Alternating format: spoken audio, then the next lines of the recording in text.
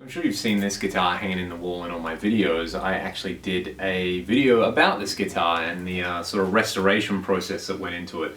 It's a Les Paul Artist from the late 70s. As you can see, there's a big cavity for the Moog electronics that are no longer in there.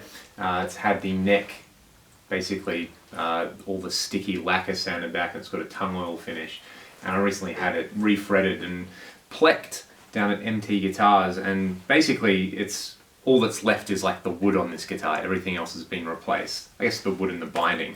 But if you go and watch that other video, which I'll link in the comments, long story short, there's like a big hole in the top of this guitar that was chiseled out, not by me, but I needed to find a bridge that would cover that up. And we're talking like maybe 6-7 years ago now, when I started this whole process. I bought this Stetsbar trem. Basically, my motivation was, well, the whole block kind of covers up this hole that was there for the Carla, so why not? But it's quite a cool piece of engineering. It's basically a linear trem, so rather than like a traditional Strat tremolo or a Floyd Rose or anything like that, or even a Carla, basically what happens is there is a plate on the guitar that moves forwards and backwards. So the actual bridge, there's no friction of the strings moving over the bridge, which is really cool, which helps it stay in tune. And yeah, that's what that is. It's a Stetsbar, really cool piece of engineering, and it is quite a subtle trem. It's not your sort of like full-on Carl or Floyd Rose sort of thing.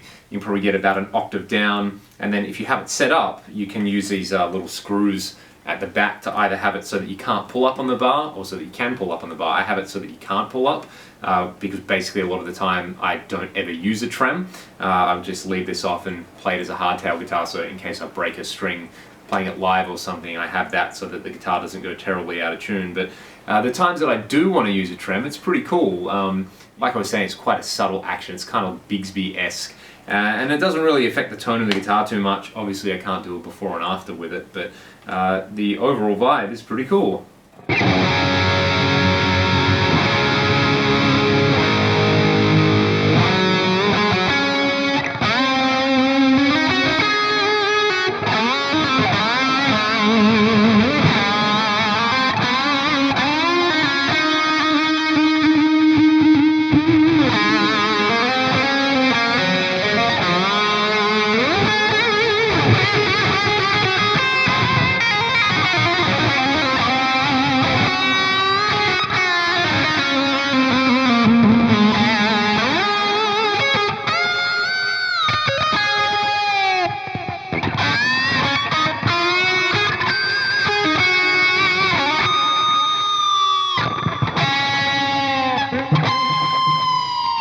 So that's what it does. It's a pretty standard trem. The only thing that you really have to make sure is that the nut on your guitar is well set up so that it doesn't sort of pull on anything, or that it's at least lubed up.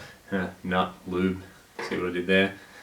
Anyway, there's my terrible Jeff Beck, Steve Vai impression, and that is a Stetsbar. The beautiful thing is, if your guitar's not ruined, you can also put the Stetsbar on it. So this guitar was a bit of a casualty, but I didn't actually have to do any modifications to it to install the Stetsbar. You can chuck this on any hardtail mounted guitar, and I believe they have versions for Strat and Tele as well. So it's a really well thought out product. It is very friendly, and if you don't like it, you can just take it off and you haven't damaged your pristine guitar as though, you know, like a Bigsby or a Floyd Rose or a Carla would or something like that. So that's the Stetsbar, and this is my Les Paul Artist. If you enjoyed the video, please consider hitting subscribe or leave a comment and let me know what you think about the Stetsbar. Cheers!